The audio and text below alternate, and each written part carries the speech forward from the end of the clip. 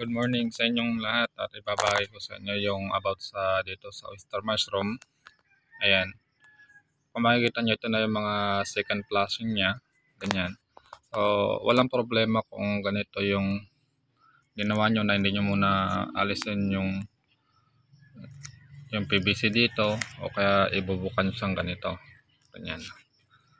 Ganyan. So, ito yung mga second flushing na to.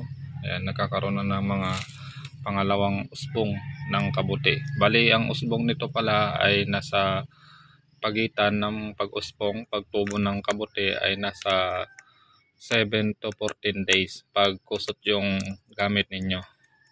Nasa 7 to 14 days o sakto na 14 days bago usbong ito, 2 weeks. Ganyan. So, yun yung nakita ko na gap nila. Pero pag dayami naman ang gamit ninyo, 7 days ang pagitan ng pagtubo niya. Yung susunod na tubo.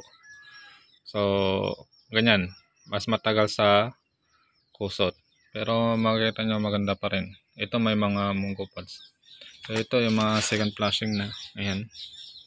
Second flushing. Second na pagtubo niya. Ayan. Ganyan.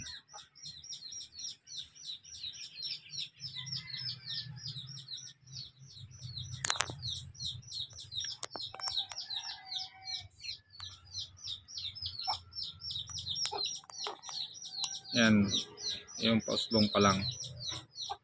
At mayroon din ditong pausbong din yan, oh.